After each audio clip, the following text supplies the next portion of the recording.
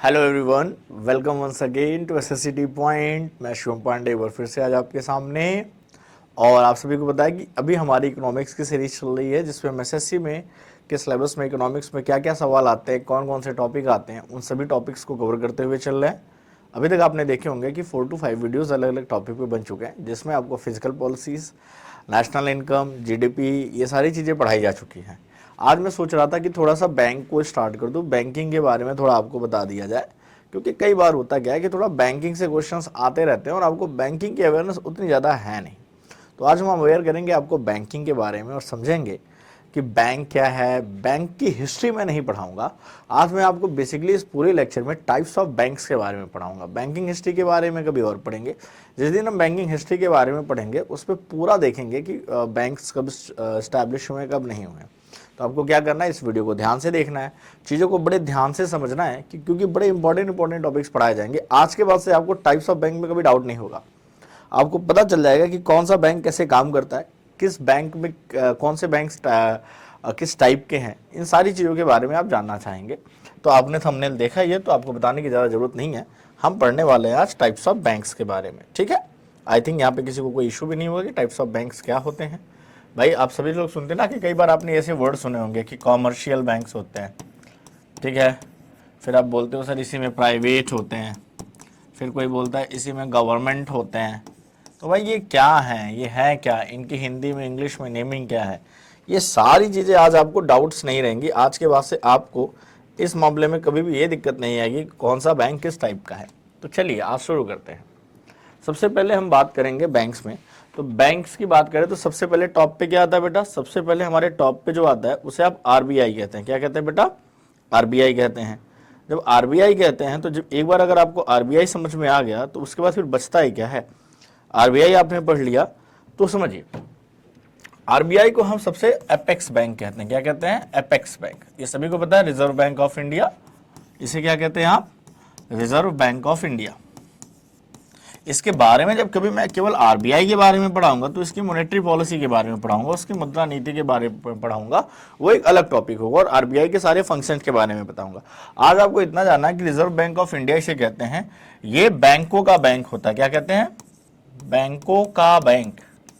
बैंकों का बैंक मतलब जितने भी बैंक आपके आसपास है, जहां पे भी आपके अकाउंट्स हैं, उन सभी का ये हेड है। ये क्या है, सबका हेड है, ये सबका हेड है। जैसे हमारे यहाँ सबसे ऊपरी कोर्ट कौन सी है, सुप्रीम कोर्ट होती है, उसी तरह से ये बैंकों में सबसे बड़ा हेड है, ठीक है। आरबीआई के फंक्शंस के बारे में आज हम बात नहीं करने वाले हैं, इतना याद रखिएगा। तो ठीक है, ये क्या है, बैंकों का बैंक है। मतलब जैसे आप, हम और आप किसके कस्टमर हैं, हम और आप कस्टमर हैं किसके, कॉमर्शियल बैंक्स के। मान लीजिए कॉमर्शियल बैंक, मैंने एक वर्ड बोल दिया, क्या है ये भी समझा दूंगा, इसके कस्टमर हैं। तो ये सारे कॉमर्शियल बैंक किसके कस्टमर है, आरबीआई के। क्या आपने सुना है ये कभी किसी आम जनता ने बोला हो, किसी आपके घर वाले ने बोला हो कि भाई मेरा खाता आरबीआई में खुला है? पॉसिबल है नहीं। यहाँ बैंकों के खाते, बड़े बड़े बैंकों के अकाउंट्स आरबीआई में होते हैं, हमारे आपके अकाउंट्स आरबीआई में होने की पॉसिबिलिटीज नहीं है। तो चलिए समझते हैं। आरबीआई में मेन बैंक है और हमारे यहाँ बैंक्स को दो कैटेगरी में डिवाइड किया जाता है, scheduled and non scheduled bank. क्या है, शेड्यूल्ड बैंक और नॉन शेड्यूल्ड बैंक। इसको सिंपल से में बात करें तो अब मैं आपको स्लाइड्स ऐड करके समझाते जाता हूं, ठीक है। आप कहेंगे शेड्यूल्ड बैंक क्या होते हैं, शेड्यूल्ड बैंक्स होते हैं, ठीक है, और नॉन शेड्यूल्ड बैंक्स होते हैं। चलिए भाई, नॉन शेड्यूल्ड बैंक्स हो गए। तो अब फर्क क्या है, इसमें फर्क क्या है, तो हमको मैक्सिमम जो पढ़ना है, जिसके बारे में डिटेल पढ़नी है, वो पढ़नी है शेड्यूल्ड बैंक। इसी को कहा जाता है अनुसूचित बैंक। अनुसूचित बैंक लिस्टेड होते हैं, ये अनुसूचित बैंक कहा जाता है। और इन्हें अगर नॉन है तो आप कह देंगे कि ये क्या हो जाएंगे सर, गैर अनुसूचित बैंक हो जाएंगे। क्या हो जाएंगे, गैर अनुसूचित बैंक हो जाएंगे। कोई बात नहीं सर, गैर अनुसूचित बैंक्स के बारे में बहुत कम पढ़ना है, एक ही टॉपिक है, तो इसको बाद में पढ़ेंगे। पहले हम किसके बारे में पढ़ेंगे, अनुसूचित बैंक के बारे में। तो अनुसूचित बैंक बनते कैसे हैं, क्या होते हैं अनुसूचित बैंक। तो आप कहोगे सर आरबीआई का गठन जो है, आरबीआई का फॉर्मेशन है, तो आरबीआई एक्ट 1934 है, क्या है? आरबीआई एक्ट, याद कर लीजिएगा, आरबीआई एक्ट 1934। आरबीआई एक्ट 1934 के हिसाब से रिजर्व बैंक ऑफ इंडिया का गठन किया गया और 1 अप्रैल 1935 से 1 अप्रैल 1935 से आरबीआई अपना वर्किंग स्टार्ट करती है। आरबीआई ने वर्किंग स्टार्ट किया, कोई बात नहीं। तो जब आरबीआई का एक्ट बना तो उसमें कई सारे शेड्यूल ऐड किए गए। तो आरबीआई एक्ट 1934, आरबीआई एक्ट, याद रखिए, आरबीआई एक्ट 1934 के सेकेंड शेड्यूल में, किसमें? सेकेंड शेड्यूल में जो बैंक रजिस्टर्ड हुए हैं, जो बैंक आते हैं, उन्हें शेड्यूल्ड बैंक कहा जाता है। ऐसे ही लिख लीजिएगा जैसे मैं लिख रहा हूं, आज मैं जो भी लिख रहा हूं इसको एज इट इज आपको लिख लेना है, ठीक है? उन्हें क्या कहते हैं? शेड्यूल्ड बैंक कहते हैं, ठीक है भाई, शेड्यूल्ड बैंक कहते हैं। तो सर नॉन शेड्यूल्ड बैंक क्या है? सीधी बात है, अपोजिट कह दीजिए कि जो आरबीआई एक्ट 1934 के सेकेंड शेड्यूल में नहीं आते उन्हें नॉन शेड्यूल्ड बैंक कहते हैं। उन्हें क्या कहेंगे आप? उन्हें आप नॉन शेड्यूल्ड बैंक कहेंगे, ठीक है? तो non scheduled bank second schedule में नहीं आते, आरबीआई एक्ट 1934 के सेकेंड शेड्यूल में नहीं आते हैं। बड़े सिंपल सी बात हो गई, सिंपल लैंग्वेज में आपने समझ लिया।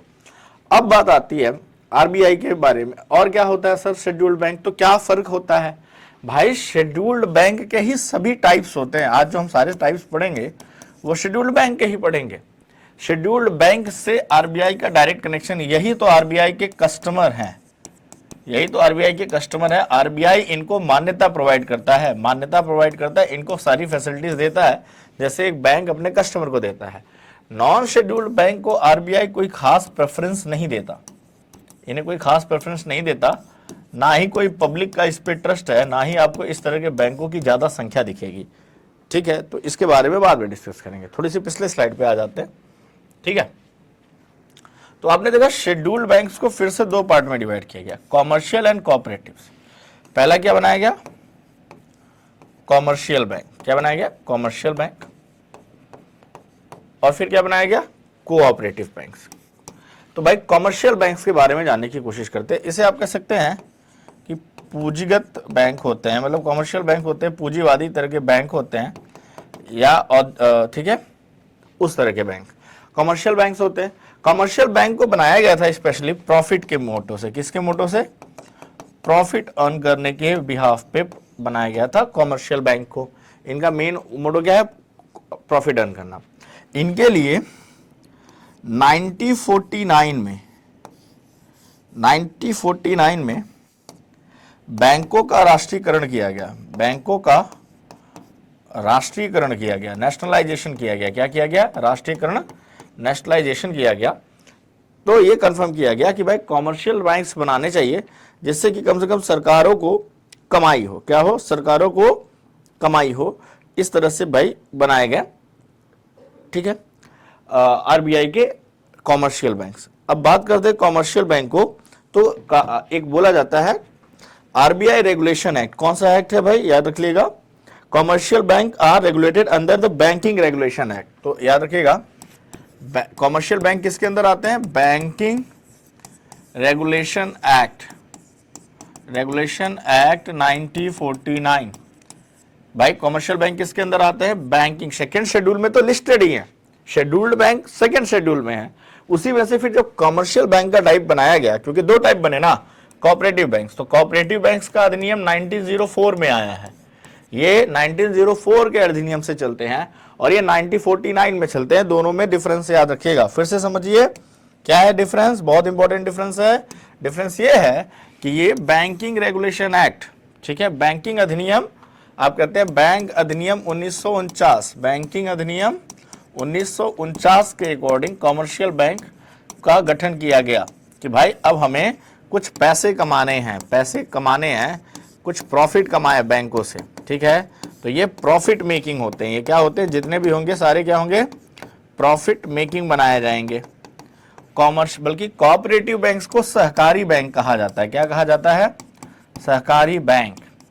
सहकारी बैंक अधिनियम 1904, इनका काम है no profit no loss, no profit no loss, इस थीम पे बनाए गए हैं। ठीक है, तो दोनों में फर्क है, दोनों में फर्क समझ में आ गया ना। कॉमर्शियल बैंक का काम क्या है, पैसे कमाना, और इनका काम क्या है, नो प्रॉफिट नो लॉस, ना ही पैसा ज्यादा कमाना है ना ही घाटा सहना है। सहकारी का मतलब ही होता है मिलजुल के काम करना, कोऑपरेटिव सोसाइटी। कोऑपरेटिव कंपनीज में सबसे बड़ी कंपनी इंडिया की अमूल दूध, आप कहते हो ना अमूल दूध पीता है इंडिया, तो ये जो अमूल है ये कहां पे बनाई गई, आनंद गुजरात, आनंद गुजरात में इसका सेंटर है भाई। तो ये आनंद गुजरात में बनाई गई। आपको पता है ना व्हाइट रिवॉल्यूशन की शुरुआत आप कह सकते हो यहीं से मानी जाती है। व्हाइट रिवॉल्यूशन की जो शुरुआत है यहीं से मानी जाती है। वर्गीस कुरियन जी जो थे, ठीक है, revolution, white revolution Verghese Kurien ji के देख रेख में ये स्टार्ट हुआ आनंद गुजरात से, और आज अमूल इंडिया की सबसे बड़ी कोऑपरेटिव कंपनी है। ठीक है, एक सहकारी कंपनी है। कोऑपरेटिव कंपनीज में क्या होता है कि लगभग में मान के चलिए कि इसमें कोई एक ओनर नहीं होता, लगभग में जितने लोग इससे जुड़े हुए उसके शेयर होल्डर होते हैं, उसके प्रॉफिट को बांटा जाता है। कोऑपरेटिव सहकारी समितियां लगभग में सभी राज्यों में बनाई जाती हैं, सभी राज्यों में बनाई जाती हैं। और अगर आप देखेंगे तो कोऑपरेटिव बैंक्स होते हैं, कोऑपरेटिव बैंक्स होते हैं, और कोऑपरेटिव बैंक्स को लगभग में राज्य सहकारी बैंक, स्टेट कोऑपरेटिव बैंक्स कहा जाएगा, स्टेट कोऑपरेटिव, राज्य सहकारी, जिला सहकारी, डिस्ट्रिक्ट कोऑपरेटिव बैंक्स क्या कहा जाएगा, डिस्ट्रिक्ट कोऑपरेटिव बैंक्स कहा जाता है। तो इस तरह से बेसिकली डिस्ट्रिक्ट कोऑपरेटिव बैंक, राज्य जिला सहकारी बैंक, ये आपको अपने आसपास के इलाकों में मिल जाएंगे। कभी भी जाइएगा तो सहकारी बैंक आपको वहां पे मिल जाएंगे। इनका अधिनियम क्या है, 1904। दोनों में फर्क याद रखिएगा। तो इस तरह से कोऑपरेटिव बैंक, शेड्यूल बैंक के अंदर कोऑपरेटिव्स भी आते हैं। इनका मेन काम है रूरल इलाकों में सस्ता लोन प्रोवाइड करना, रूरल एरियाज में चीप लोन प्रोवाइड करवाना भाई, चीप लोन प्रोवाइड करवाना। अब वो चाहे किसके लिए हो, चाहे किसानों के लिए हो या छोटे उद्योगों के लिए हो या लेबर के लिए हो, उसमें इनका काम आता है। ठीक है, तो ये चीज आपको समझ में आ गई होगी। चलिए पीछे आते हैं, उसी बात पे फिर से आते हैं। ठीक है, अब कॉमर्शियल बैंक्स को फिर से, कॉमर्शियल बैंक के 4 टाइप होते हैं। कितने, 4 टाइप होते हैं। चलिए समझते हैं कॉमर्शियल बैंक के कौन से 4 टाइप हैं। तो आप यहां पे लिखिए कॉमर्शियल बैंक, अच्छे से लिख लीजिए, कॉमर्शियल बैंक। कॉमर्शियल बैंक के 4 टाइप्स कौन कौन से होंगे। पहला होगा पब्लिक सेक्टर बैंक, क्या होगा, पब्लिक सेक्टर, जिसे आप सामाजिक कह सकते हैं। ठीक है, दूसरा होगा प्राइवेट सेक्टर, क्या होगा, प्राइवेट सेक्टर। प्राइवेट सेक्टर की बात करें तो इसे निजी क्षेत्र के बैंक कहते हैं, क्या कहते हैं, निजी बैंक आप कह सकते हैं। फिर तीसरा आएगा फॉरेन बैंक्स, क्या आएगा, फॉरेन बैंक्स। फॉरेन बैंक्स की अगर आप बात करें तो इसे आप विदेशी बैंक कहिए, क्या कहिए, विदेशी बैंक होते हैं।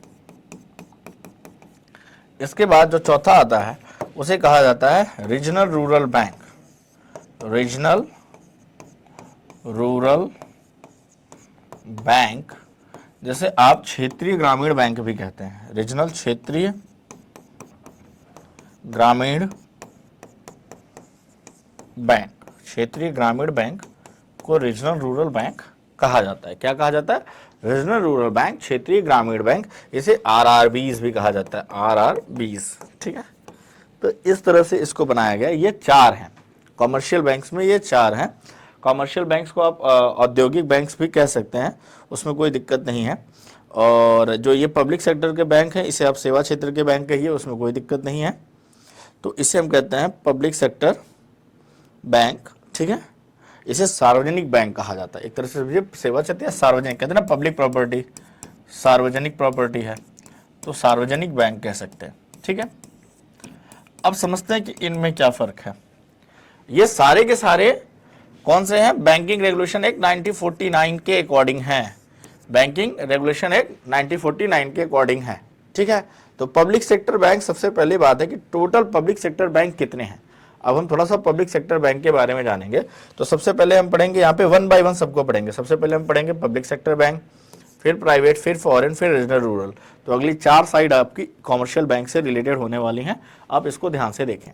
चलिए समझते हैं। हम बात करेंगे पब्लिक सेक्टर बैंक की।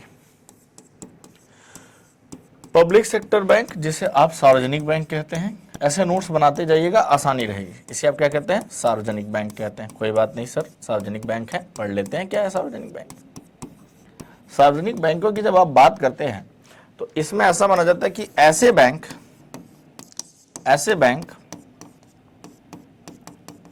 जिनका 52% से ज्यादा शेयर, 52% से ज्यादा शेयर या 52% शेयर किसके पास हो? शेयर गवर्नमेंट के हैंड्स में हो। किसके हैंड्स में हो? गवर्नमेंट के पास हो, तो आप उसे पब्लिक सेक्टर बैंक कह सकते हैं। उसे क्या कह सकते हैं? पब्लिक सेक्टर बैंक कह सकते हैं। 52 या 52% से ज्यादा का शेयर हो, उसे सार्वजनिक बैंक या गवर्नमेंट सेक्टर बैंक कहा जा सकता है। इसके अलावा अगर आप पब्लिक सेक्टर बैंक की बात करें तो पब्लिक सेक्टर बैंक्स के कामों के बारे में बात कर लेते हैं। तो टोटल कितने बैंक हैं? तो जब मैंने बोला 1969 में बैंकों का नेशनलाइजेशन हुआ था, 14 बैंक्स का नेशनलाइजेशन हुआ, 14 बैंक का राष्ट्रीयकरण हुआ। क्या हुआ? राष्ट्रीयकरण हुआ। कौन से होंगे? जब मैं बैंकिंग हिस्ट्री पढ़ाऊंगा तो उन 14 बैंकों के नाम भी बता दूंगा। तो राष्ट्रीयकरण का मतलब ये बैंक अब सरकार के लिए काम करेंगे, सरकार के अधीन आ गए। आज ये 1969 में हुआ था पहली बार, और उसके बाद कई बार हुआ, और आज टोटल 26 पब्लिक सेक्टर बैंक हैं। कितने हैं? 26 पब्लिक सेक्टर बैंक हैं, जिसमें से इसको 2 पार्ट में डिवाइड कर दीजिए। 21 बैंक नेशनलाइज हैं, 21 नेशनलाइज बैंक, ठीक है, और 5 SBI and it's associate, SBI and it's associates. इसका मतलब क्या है? 5 SBI state bank of India, इसे क्या कहते हैं? State bank of India, state bank of India. तो स्टेट बैंक ऑफ इंडिया और इसके 5 इसके जो एसोसिएट्स हैं, ये मिला के कितने बनते हैं? टोटल 5 बनते हैं। ये क्या बनते हैं? टोटल 5 बैंक, ये 21 बैंक, ये टोटल मिला के कितने हो गए? 26। तो आप कहोगे सर कि पब्लिक सेक्टर में कितने बैंक आते हैं? 26। टोटल 26 बैंक है, याद रख लीजिएगा। और इसमें से 5 SBI और उसके एसोसिएट्स का मतलब SBI की कुछ सहकारी साझा ब्रांचेज हैं, जैसे बैंक ऑफ त्रावणकोर SBI के एसोसिएट्स में एक है। अब त्रावणकोर आपको नाम सुन के चेन्नई या साउथ इंडिया की याद आ रही होगी, तो सही है। तो जैसे SBI की एक एसोसिएट्स है बैंक ऑफ त्रावणकोर, ठीक है। तो ऐसे ही कुछ SBI के एसोसिएट्स होते हैं।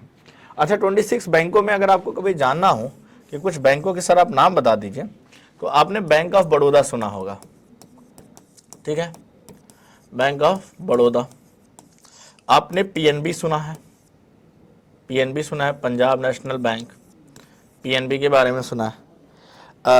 SBI के बारे में सुना ही है। कैनरा बैंक सुना होगा, बैंक ऑफ इंडिया सुना होगा, बैंक ऑफ इंडिया BOI है। सेंट्रल बैंक ऑफ इंडिया सुना होगा, इसको आप CBI कह सकते हो। सेंट्रल बैंक ऑफ इंडिया सुना होगा। ये सारे के सारे किस में आ जाते हैं? ये सारे के सारे आपके आ जाते हैं पब्लिक सेक्टर बैंक में। किस में आ जाते हैं बेटा? पब्लिक सेक्टर बैंक में आ जाते हैं। PNB है, बैंक ऑफ बड़ौदा है, इंडियन बैंक है, सेंट्रल बैंक ऑफ इंडिया है, bank of Maharashtra, UCO bank है, ठीक है, बैंक ऑफ महाराष्ट्र है, बैंक ऑफ महाराष्ट्र है, ओके। इस तरह से आप कहेंगे सेंट्रल बैंक ऑफ इंडिया है, ठीक है। इस तरह से टोटल 21 होंगे। अब 21 के नाम पे तो यहाँ नहीं लिख सकता, लेकिन मैंने 1 2 3 4 5 6 नाम तो आपके सामने लिख ही दिए, कि जो आपको बेसिकली देखने को मिलते रहते हैं। 6 की जगह 7 लिखे हैं मैंने, ठीक है। यूनियन बैंक जो है आपका, यूनियन बैंक के अलावा आप कह सकते हो कि पंजाब एंड सिंध बैंक है, ठीक है। पंजाब एंड सिंध बैंक भी एक बैंक है, याद रखिएगा भाई। केवल पंजाब बैंक, पंजाब नेशनल बैंक ही नहीं है, पंजाब और सिंध बैंक भी आते हैं, पंजाब एंड सिंध बैंक, ठीक है। हालांकि इसका शायद मर्जिंग हो गया है पंजाब एंड सिंध बैंक का, लेकिन फिर भी जान लीजिए पंजाब एंड सिंध बैंक है। और आपको मैंने क्या बोला है, इस तरह से जो बैंक है हमारे, ये सारे क्या हैं? ये पब्लिक सेक्टर के बैंक है, नेशनलाइज बैंक है, ठीक है। लगभग में इनमें से किसी में आपका खाता होता ही होगा। तो आप सोच रहे होंगे सर कुछ बैंक जैसे एक्सिस वगैरह सुनते हैं, और वो आईसीसीआई सुनते हैं, वो सब क्या है उनके बारे में अभी हम बात करते हैं, उनके बारे में बात अभी करते हैं। तो आपको समझ में आ गया कि इनमें गवर्नमेंट का होल्ड ज़्यादा होता है। अगर आपका इन बैंकों में अकाउंट है तो आप पाएंगे कि इन बैंकों से आपको कभी क्रेडिट कार्ड के लिए एसबीआई से कॉल तो आता हो। एसबीआई के लोग, एक बोला जाता ना क्रेडिट कार्ड को सेल करने के लिए कभी भी इन बैंकों से बहुत ज़्यादा फ़ोन नहीं आता, ये उतना ज़्यादा जोर नहीं देते। एक एसबीआई के लोग आपको शॉपिंग मॉल में मिल जाएंगे कि सर क्रेडिट कार्ड ले लीजिए, जितना ज़्यादा मेट्रो स्टेशन पे मिल जाएंगे, रेलवे पे मिल जाएंगे। तो मैंने देखा कि एसबीआई के जगहों पे क्रेडिट कार्ड बेचते हैं, पर फिर भी इनके चार्जेस वगैरह थोड़े नॉमिनल होते हैं। जैसे अगर एटीएम कार्ड के चार्जेस की बात की जाए तो अगर मैं देखूं, मैं बीओबी का अकाउंट होल्ड करता हूं, उसके कुछ 170 से 80 रुपये साल के चार्जेस हैं। 17 रुपीज़ 3 मंथ के लगते हैं उसके चार्जेस, मैसेज अलर्ट के चार्जेस। मतलब पूरे साल में अगर ध्यान से देखा जाए तो 250 रुपये के अंदर मैं बैंकिंग सेवाएं इनकी यूज़ कर लेता हूँ, ठीक है। और मिनिमम बैलेंस वाला तो सबके यहाँ है कि एक होता है मिनिमम बैलेंस, मिनिमम बैलेंस आपको मेंटेन करना है। मिनिमम बैलेंस का जो रूल है वो ये कहते हैं कि अगर आप, दो तरह का रूल है इसमें, एक कहते हैं कि अगर आप सेमी अर्बन एरिया में, किसमें है, सेमी अर्बन, हर बैंक का अलग हो सकता है, मैं ये नहीं कह रहा, सेमी अर्बन एरिया में है या अर्बन एरिया में है। सेमी अर्बन एरिया में है तो 2000 रुपये मिनिमम मेंटेन करना है, 2000 रुपये मेंटेन करके रखना है आपको। या तो आपका ट्रांजेक्शन पूरे मंथ का जो है, ट्रांजेक्शन अमाउंट है होल मंथ का, वो भी मैटर करता है कि आपने कितना उससे ट्रांजेक्शन किया है, टर्नओवर किया है पूरे महीने का, वो आपको मेंटेन करना है। तो 2000 मिनिमम, मतलब 60,000 रुपये के करीब तो आपको, या 50,000 रुपये के करीब लेन देन करना है। वो आप कैसे करते हैं बताने। अर्बन एरिया में ये 4,000 रुपये है। ये जब मेरे कुछ पैसे कटे थे तब था, ये घट बढ़ सकता है, किसी बैंक में अलग हो सकता है, इसे आप स्टैंडर्ड मत समझिएगा। मैं एक एग्जांपल दे रहा हूं कि मिनिमम बैलेंस वाला है, नहीं तो उसके बाद ये क्या लगाते हैं, ये पेनाल्टी लगा देते हैं। क्या लगा देते हैं, पेनाल्टी लगा के आपका जो अकाउंट में पैसा है उसे कट भी कर लेंगे और बैलेंस को माइनस कर देते हैं, बैलेंस को क्या कर देते हैं, नेगेटिव कर देते हैं। ये बड़ी गलत, मतलब पता नहीं बैंक की क्या पॉलिसी है, बट कोविड के ड्यूरेशन में अच्छे लोगों की फाइनेंशियल हालत खराब थी। कोविड के ड्यूरेशन में भी ये हुआ कि आपने बैलेंस मेंटेन नहीं किया है तो कुछ 500-700 रुपये कट गए, और ऐसे 2-3 बार कटे। वो कुछ तिमाही पे अपना स्टेटमेंट निकालते हैं, क्या निकालते हैं ज़्यादा नहीं पता। तो ये इश्यूज आते रहते हैं। हालांकि हम पब्लिक सेक्टर के बारे में बात कर रहे थे तो पीछे आ जाते हैं, ठीक है। तो पब्लिक सेक्टर बैंकों के बारे में आपको पता चल गया, ठीक है। ये राष्ट्रीयकरण वगैरह ज़्यादा अगर आपको परेशानी हो रही है तो ये सब मैं आपको बैंकिंग हिस्ट्री में समझाऊंगा। फिलहाल आपको बैंकों के बारे में पता करना था। अब आते हैं निजी क्षेत्रों के बैंक में। किसमें, निजी क्षेत्र के बैंक क्या होते हैं। अब हम बात करेंगे प्राइवेट सेक्टर की। प्राइवेट सेक्टर बैंक, नाम और काम दोनों सेम है। प्राइवेट सेक्टर बैंक की बात, अच्छा, एसबीआई को कॉमर्शियल सेक्टर में वॉल्यूम के मामले में सबसे बड़ा बैंक एसबीआई है। स्टेट बैंक ऑफ इंडिया किसी भी कॉमर्शियल बैंक में वॉल्यूम के मामले में सबसे बड़ा बैंक माना जाता है, ठीक है, कॉमर्शियल में। फिर अब उसमें जब आप पब्लिक सेक्टर में भी कहेंगे तो बड़ा होगा, लेकिन जब आप आते हैं प्राइवेट सेक्टर में तो यहाँ पे एचडीएफसी का नाम आपने सुना होगा। तो प्राइवेट सेक्टर बैंक में 52% का शेयर होल्ड कौन रखेगा, कोई शेयर होल्ड किसी प्राइवेट पर्सन के हाथ में होगा। Share hold by private person, private person मतलब किसी भी निजी पर्सन के हाथ में इसका पूरा का पूरा शेयर होल्ड होगा, ठीक है। ये पब्लिक सेक्टर बैंक से ज़्यादा प्रॉफिट बनाते हैं, ये उससे ज़्यादा प्रॉफिट मेकिंग है। मतलब इंसान का खून चूस लें कभी कभी, तो मुझे ऐसा लगता है, कहना नहीं चाहिए बट ऐसा ही होता है, ठीक है। जैसे मैंने देखा कि मेरा मैक्सिमम आप देखेंगे कि एक्सिस बैंक वगैरह, आप देखें एक्सिस बैंक हो, ये मैक्सिमम ऑर्गेनाइजेशंस के साथ इनका टाई अप होता है। जितनी भी बड़ी बड़ी कंपनियां होती है वहाँ पे सैलरी वगैरह देने के लिए वो किस में अकाउंट आपका देखेंगे, मैक्सिमम एक्सिस बैंक में हो, आईसीआईसीआई हो, या एचडीएफसी बैंक हो, या आप कह सकते हो कि कोटक महिंद्रा हो। क्या हो, कोटक महिंद्रा। ये जो मैं लिख रहा हूँ इसके अलावा भी बहुत सारे हैं, ये कुछ ऐसे नाम हैं जो मैंने यूज़ किए हैं। तो कोटक महिंद्रा है, आईसीआईसीआई है, एचडीएफसी का अकाउंट यूज़ किया है, कोटक महिंद्रा का अकाउंट अभी भी है। एक्सिस बैंक में मान लीजिए मेरे भाई का है, एचडीएफसी में घर में सिस्टर का है, आईसीआईसीआई में किसी का नहीं है, लेकिन फिलहाल ये सिमिलर पैटर्न पे चलते हैं, ठीक है। अब इनकी बात क्या है, ये मैक्सिमम प्रॉफिट पे, तो ये बहुत ज़्यादा लोन प्रोवाइड करते हैं। लोन एंड क्रेडिट कार्ड की होड़ मची रहती है, ठीक है। इसको प्रोवाइड करने के लिए ये मतलब जुनून से लगे रहते हैं। इंडिया में प्राइवेट सेक्टर बैंक ज़्यादा हैं। इंडिया में अगर आप बात करें प्राइवेट सेक्टर बैंक की तो मोर देन काफ़ी सारे बैंक यहाँ पे प्राइवेट सेक्टर के बैंक हैं। तो मैंने कोटक महिंद्रा बोला, HDFC बोला, ICICI बोला, एक्सिस बैंक बोला, फेडरल बैंक है, IDBI बैंक है। देखिए भाई ये बैंक में क्या है, IDBI, फेडरल बैंक, ये जितने भी लिख रहा हूं ये सारे क्या है, प्राइवेट सेक्टर के बैंक है। क्या है, प्राइवेट सेक्टर के बैंक है। इनकी फैसिलिटीज जो सुविधाएं हैं वो बहुत अच्छी हैं। सुविधाएं, अगर आप एक अच्छे कस्टमर हैं, आप एक रिच कस्टमर हैं, बिजनेस पर्सन हैं भाई, अगर आप बिजनेस पर्सन हैं तो ये बहुत ही बेटर आपको सुविधा देंगे, क्योंकि बिजनेस पर्सन से इनकी भी ज़्यादा कमाई होती है, क्योंकि वो टाइम टाइम पे लोन उठाता रहता है, और लोन उठाता रहता है तो इस पर हैवी इंटरेस्ट मिलता है। तो लोन डिस्ट्रीब्यूशन में जैसे HDFC की बात करें तो होम लोन के मामले में ये सबका बाप है।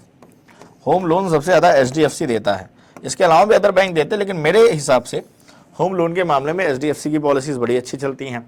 ठीक है, तो ऐसा नहीं है कि इसमें आप अकाउंट नहीं खोल सकते, आप अकाउंट खोल सकते हैं। नॉर्मल पब्लिक का भी अकाउंट खुलता है। मेरा जैसे मैंने बोला मैं भी अपने नॉर्मल पब्लिक में ही आता हूँ ना भाई, तो नॉर्मल पब्लिक का सैलरी अकाउंट, सेविंग अकाउंट, ये सब खोलते हैं। लेकिन इनका जो मेन बिजनेस है वो बिजनेस पर्सन से आता है भाई। जितने बड़े बड़े बैंक, जितने बड़े बड़े ये लोग लेके भगे हों, या जितनी बड़ी बड़ी कंपनियां हैं, उनकी बैंकिंग को ये सारे बैंक्स देखते हैं। ये एक्सिस बैंक, ICICI बैंक, ये सब अपने बिजनेस लोन को बहुत ज़्यादा देते हैं। तो ये मतलब हर दिशा में फैले हुए हैं, हर दिशा में फैले हुए हैं, क्योंकि इनको क्या करना है, मैक्सिमम कमाना है प्रॉफिट। ठीक है, तो ये सारे ये लोग इस मामले में काफ़ी तेज़ी से आगे बढ़ते हैं। ठीक है, तो क्रेडिट कार्ड के लिए मतलब मेरा कोटक महिंद्रा में अकाउंट है। हर महीने, हफ्ते में, हर एक वीक की बात करूं, हालांकि ये क्लियर बोल दिया गया है कि मुझे जरूरत नहीं है, राइट। हर वीक मुझे मैक्सिमम 10 कॉल्स आती हैं, अलग अलग नंबर से आती है। मैक्सिमम मैंने डाल दी है उसको डू नॉट डिस्टर्ब में, ब्लैक ट्रू कॉलर पे डाल दिया है ब्लैक लिस्ट में। उसके बाद भी इतने नंबर से कॉल आते हैं कि कोई 1 या 2 कॉल मैं पिकअप कर भी लेता हूं, और उसमें तुरंत होता है सर आपको क्रेडिट कार्ड चाहिए, आपको फ्री में क्रेडिट कार्ड है। उनको टारगेट दिया जाता है, उनका जॉब है, तो वो सेल्स पर्सन है, उनको कॉल करना जरूरी है। लेकिन कभी कभी ग्राहक इरिटेट हो जाएगा। इससे पुराना अकाउंट मेरा BOB में है और एस बैंक में भी, हालांकि एस बैंक भी एक तरह का प्राइवेट बैंक ही है, लेकिन आज तक वहां से एक कॉल नहीं आई, एक कॉल नहीं आई। मैंने बोला ना, प्राइवेट पब्लिक सेक्टर के बैंक्स इन सारी चीज़ों पे बहुत ज़्यादा मगजमारी नहीं करते, लेकिन इनका क्या है, इनका वही टारगेट है भाई। टारगेट है कि मैक्सिमम लोन बांटो और मैक्सिमम पैसा कमाओ। क्रेडिट कार्ड बंदा लेगा तो उसको यूज़ करेगा, फिर उस पर क्रेडिट कार्ड पे बहुत तरह के चार्जेस होते हैं जो हमें आपको समझने में बहुत वक्त लग जाता है। लगता है क्रेडिट कार्ड आसान है, लेकिन रियलिटी में किस तरह से घुमा के पैसा लेते हैं वो हमें आपको आइडिया ही नहीं है। कई जैसे पेट्रोल पंप वगैरह पे कार्ड वगैरह से पेमेंट नहीं करनी चाहिए, क्रेडिट कार्ड वगैरह से तो बिल्कुल ना करें, बहुत ज़्यादा परसेंटेज कट होता है। तो कुछ जगह ऐसी है जहाँ पे अवॉइड करें कार्ड का ही यूज़ करना। ठीक है, तो हमें बल्कि UPI मुझे सही लगता है। UPI पेमेंट ज़्यादा अच्छा है, क्योंकि UPI पेमेंट पे किसी भी तरह के चार्जेस आपने कभी नहीं देखे होंगे कटेंगे, लेकिन कार्ड पेमेंट पे हमेशा चार्जेस लगते हैं। स्पेशली क्रेडिट कार्ड वगैरह पे तो ठीक ठाक चार्जेस लग जाते हैं, या आपने किसी भी तरह का बजाज का कार्ड बनवाया वगैरह है तो उन सारे कार्ड पे चार्जेस लगते हैं। UPI ठीक ठाक है। एक लेक्चर में मैं आपको UPI का पूरा सिस्टम समझाऊंगा, तो आपको समझ में आएगा कि okay why it is that much effective and why it is a kind of the best thing ever happened in the Indian banking system according to me। तो चलिए आगे बढ़ते हैं। तो अब आते हैं नेक्स्ट पे। अब हम बात करते हैं फॉरेन बैंक्स की, फॉरेन बैंक्स की। ठीक है, फॉरेन बैंक की बात की जाए तो फॉरेन बैंक मतलब विदेशी बैंक है। इसमें क्या होता है, जो भी फॉरेन बैंक होता है इसके पास एक कंडीशन होती है भाई। पहले तो जिस देश से है, जिस भी देश का है, दूसरे देश जिस देश का है वहाँ के रूल एंड रेगुलेशन इसको फॉलो करने हैं, वहाँ के रूल एंड रेगुलेशन फॉलो करने हैं। ठीक है, रूल रेगुलेशन फॉलो करेगा। प्लस जिस देश में इसकी ब्रांच है, जो होस्ट कंट्री है, जो होस्ट कंट्री है और जहाँ पे ये इन्वेस्ट करते हैं वहाँ पे, जैसे मान लीजिए किसी ने इंडिया में कोई फॉरेन बैंक है, तो यहाँ के भी नियम कानून फॉलो करने हैं, यहाँ के भी नियम फॉलो करने हैं। तो दोनों के नियम फॉलो करके हुए ये खुलता है। हमारे यहाँ जो BOB है उसकी सबसे ज़्यादा ब्रांचेस हैं। BOB की मुझे पता है कि फॉरेन में, वो जब मुझे पता था तो उस टाइम 21 से ज़्यादा ब्रांचेस थी, अभी कितनी है नहीं पता। तो फॉरेन में जाके जब कोई बैंक सेवा देता है तो उसे फॉरेन बैंक्स कहते हैं। ठीक है, इसमें मैक्सिमम मान लीजिए कि थोड़े हाई क्लाइंट होते हैं इनके, जैसे हमारे यहाँ CITI बैंक है और HSBS है, HSBC और CITI, ये दो बैंक मुझे पता है जो कि क्या है, अपने आप पे फॉरेन बैंक से, किसी फॉरेन कंट्री से हैं, यहाँ पे सुविधाएं देते हैं। इनके हेडक्वार्टर्स विदेशों में होते हैं भाई। हेडक्वार्टर क्या होंगे? हेडक्वार्टर अब्रॉड होंगे, हमेशा क्या होंगे? अब्रॉड होंगे, देश के बाहर होंगे। यहाँ पे भी इनकी एक जरूर ब्रांच होगी जो उसको मैनेज करेगी, लेकिन मैक्सिमम डिसीजन इनके बाहर से भी लिए जाते हैं। यहाँ पे आप समझ लीजिए कि जो हमारे पॉलिटिशियंस लोग होते हैं भाई, पॉलिटिशियन हो गए, एक्टर्स हो गए, बिजनेस पर्सन्स हो गए, ओके, इन लोगों के, क्योंकि आपने इनका नाम तक नहीं सुना होगा, नाम सुनेंगे कैसे आप? हमारे आप जैसे या नॉर्मल लोगों के लिए ये फैसिलिटी नहीं देते हैं। एक स्टैंडर्ड अपना सेट करके रखा है, उसी स्टैंडर्ड के लोग अगर इनके पास आएंगे तो उनके अकाउंट्स वगैरह यहाँ पे खोलेंगे, एक मनी का कंफर्म होता है। इसके साथ ये सुविधाएं भी बहुत देते हैं और उन सुविधाओं के चार्ज भी बहुत लगते हैं। उन सुविधाओं के ये सुविधाएं और उसके ऊपर जो चार्जेस लगते हैं ये अच्छा खासा लगाते हैं, अच्छा खासा लगाते हैं, लेकिन ठीक है, जो अफोर्ड कर सकता है वो जाता है। तो ये फॉरेन बैंक्स हैं, ठीक है। फॉरेन बैंक्स के अलावा अब लास्ट में आते हैं रीजनल रूरल बैंक्स पे। किस पे आते हैं भाई? रीजनल रूरल बैंक्स पे।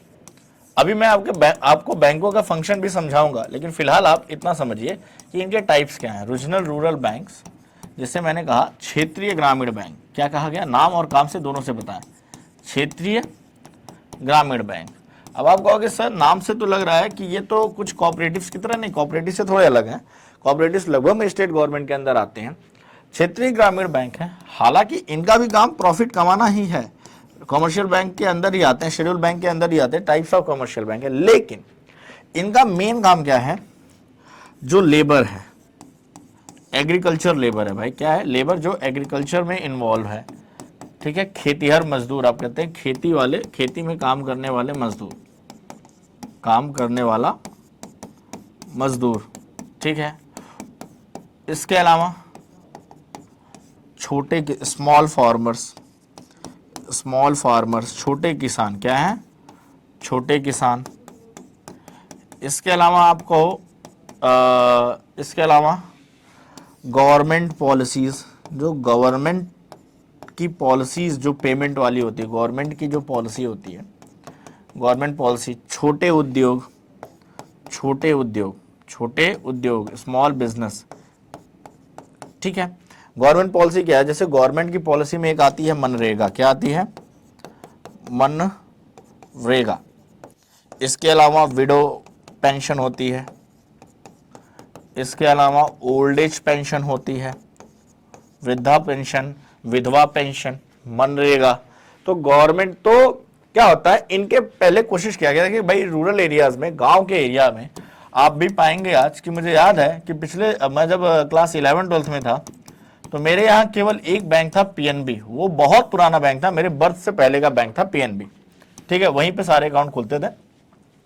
PNB एक तरह का आपका पब्लिक सेक्टर बैंक था, लेकिन यहाँ पे सबका एक्सेस नहीं था। यहाँ पे उस एरिया के कमाने वाले, जॉब करने वाले लोगों के अकाउंट्स होते थे, गरीब जनता का कोई अकाउंट नहीं होता था, ठीक है। उसके बाद अब जैसे कि मैं मान लीजिए गोरखपुर से हूँ, मैं कहाँ हूँ? गोरखपुर के एरिया से आता हूँ, ठीक है।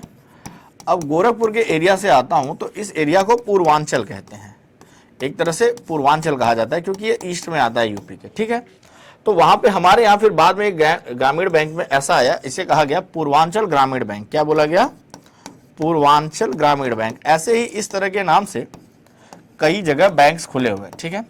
अब ये जब ग्रामीण बैंक्स खुले तो बात करें रीजनल रूरल बैंक्स में, जैसे कि मैंने बताया आपको कि वो जो लेबर्स होते हैं, अब वो किसी भी योजना में अगर काम करते हैं और उनकी जो कमाई होती है सरकार की तरफ से आती है, तो अब सरकार क्या करती है? अब सरकार उसको डायरेक्ट अकाउंट में ट्रांसफ़र करती है। कहाँ करती है? डायरेक्ट अकाउंट में ट्रांसफ़र करती है, ताकि बीच में कोई पैसा खा ना जाए, बीच में ऐसा ना हो कि ठेकेदार पैसा खा जाए, ठीक है।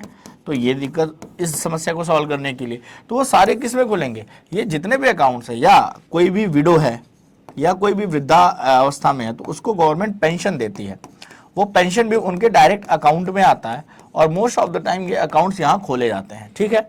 तो इनका काम ये है कि जो छोटे तबके हैं, हमारे यहाँ का जो छोटा तबका है, उसको बैंकिंग सुविधा मिले, तो ये बहुत ज्यादा प्रॉफिट की तरफ नहीं भाग सकते है तो कमर्शियल में, लेकिन इनका मेन एम है इनको सर्विस देना, छोटे किसानों को सर्विस देना। भाई छोटे किसान है, ठीक है, तो एक योजना चलाई जाती है किसान क्रेडिट कार्ड। भाई जैसे हमारा क्रेडिट कार्ड होता है वैसे किसान क्रेडिट कार्ड होता है, लेकिन अगर आप किसान क्रेडिट कार्ड की बात करें तो इस पे हार्डली 2 से 3% से 3.5% तक का ब्याज लगता है।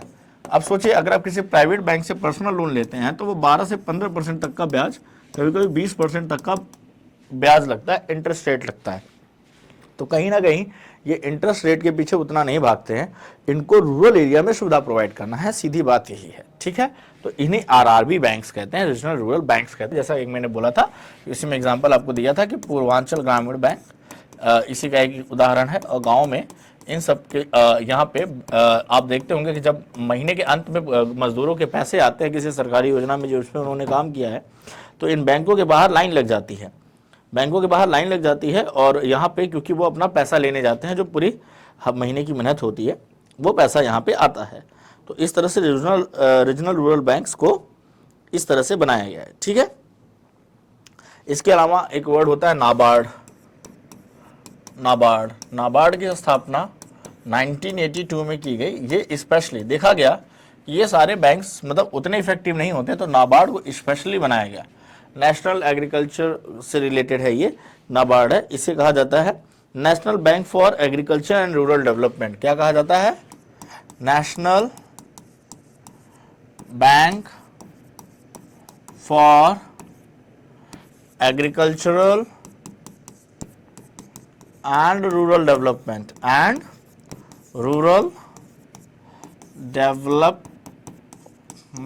ठीक है। तो इसके लिए बनाया गया, नाबार्ड को इसके लिए बनाया गया 1982 में, ठीक है। तो नाबार्ड बैंक्स के बारे में थोड़ा सा बाद में कभी बात करेंगे, लेकिन नाबार्ड भी अपने आप में बैंक होता है। लगभग में जो एग्रीकल्चर और रूरल एरिया में जितने भी बैंक होते हैं, जो बैंक सर्व करते हैं, उनका ये हेड होता है। जैसे आरबीआई होती है कॉमर्शियल बैंक्स का, वैसे उस तरह के बैंकों का हेड नाबार्ड होता है, ठीक है। तो इतना फर्क समझिए। तो आपने अभी तक पढ़ ली है शेड्यूल्ड बैंक में कॉमर्शियल बैंक्स के सारे टाइप, आपने भी कॉमर्शियल बैंक्स के सारे टाइप देख लिए। अब कोऑपरेटिव्स में आते हैं। कहाँ आते हैं? कोऑपरेटिव्स में आते हैं। कोऑपरेटिव्स की बात की तो मैंने बोला ये इसमें state cooperative, district cooperative and other cooperatives आते हैं, ठीक है। ये अर्बन एरियाज में भी पाए जाते हैं, ऐसा नहीं है। अर्बन कोऑपरेटिव्स भी होते हैं। लगभग में मैंने गुजरात के सूरत में मैंने अच्छे खासे कोऑपरेटिव बैंक देखे। वहाँ पे जितने भी लोकल अथॉरिटीज़ हैं या जो स्टेट गवर्नमेंट के एम्प्लॉयज़ हैं, कौन है?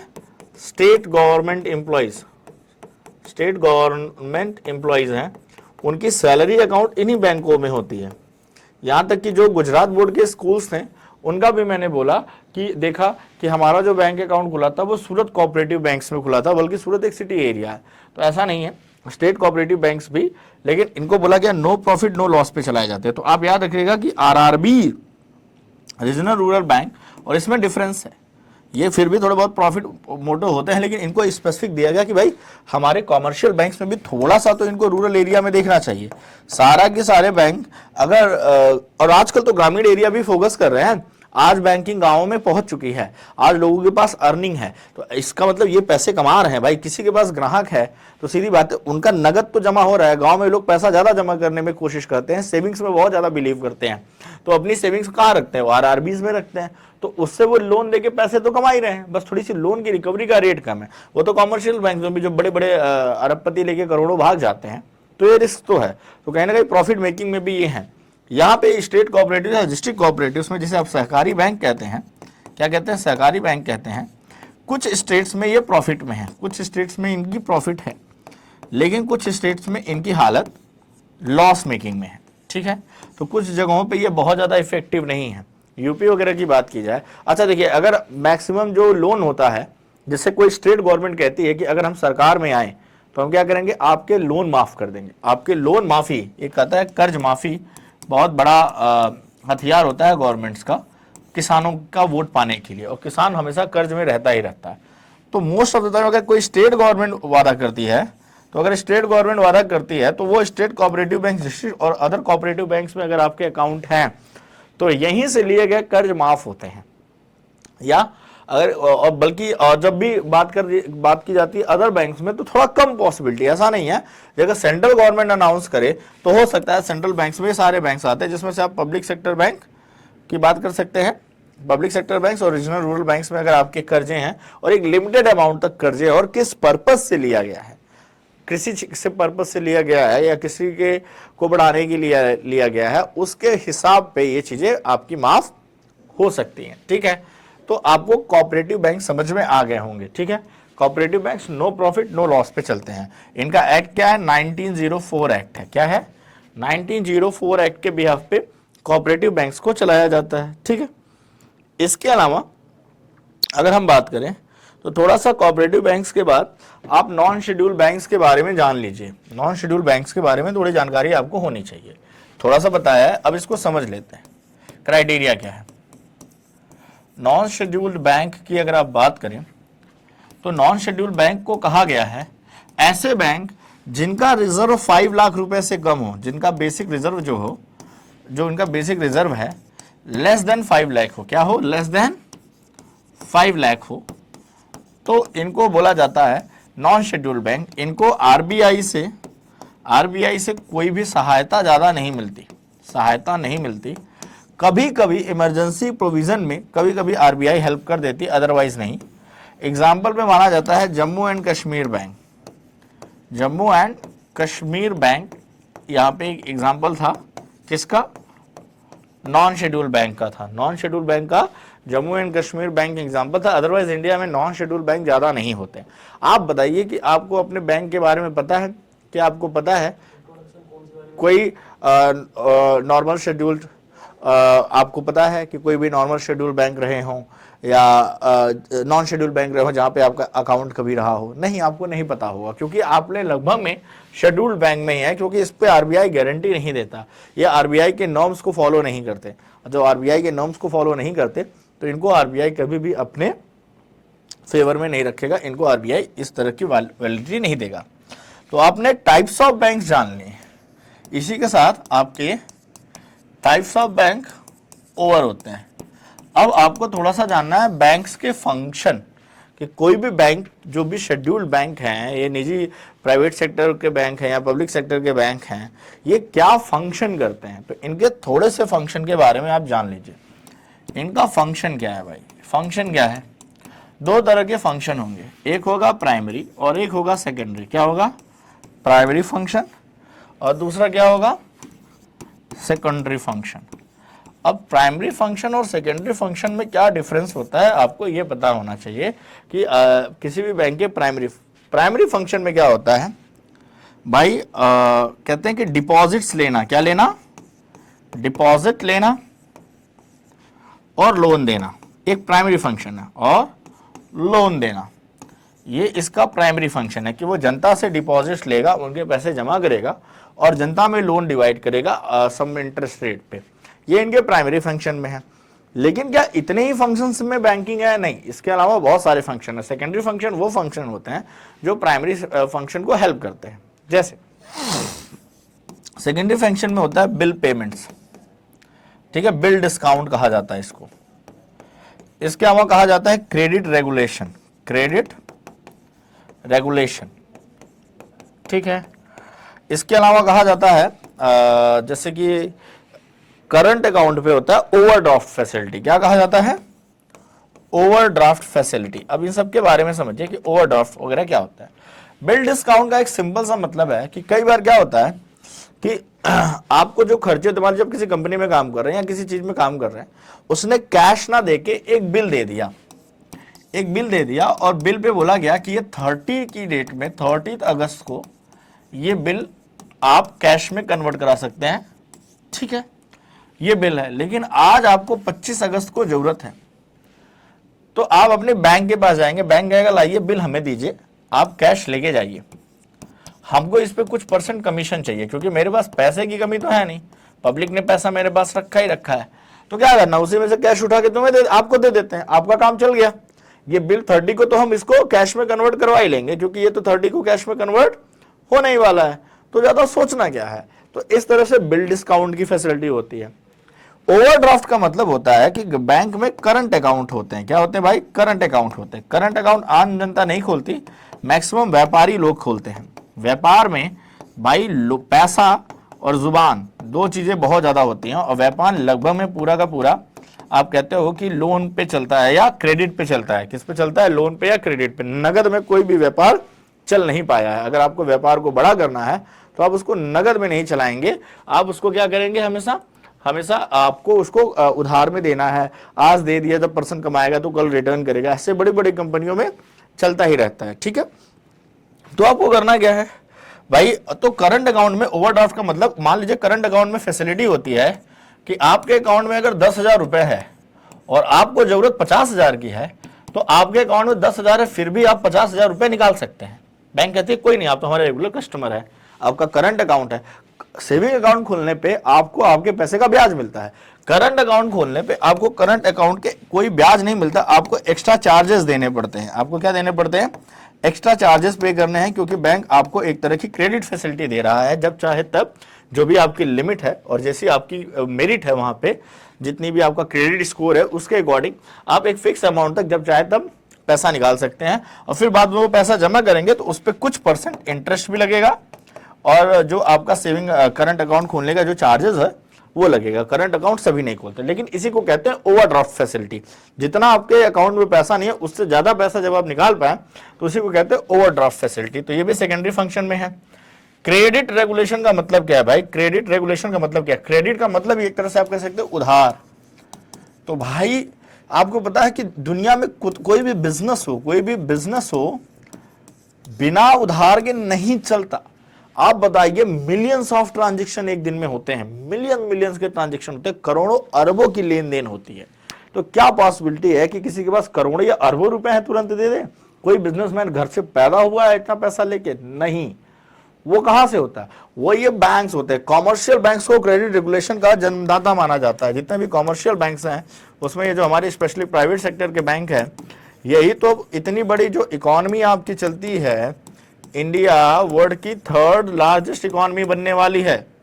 3rd लार्जेस्ट बनने का मतलब समझ रहे हैं? 3rd लार्जेस्ट इकोनॉमी बनने के लिए क्रेडिट का रेगुलेशन होना बहुत ज्यादा जरूरी है, क्योंकि लगभग में किसी के पास इतने जेब में पैसे होते ही नहीं है कि इतना बड़ा एम्पायर बना ले वो।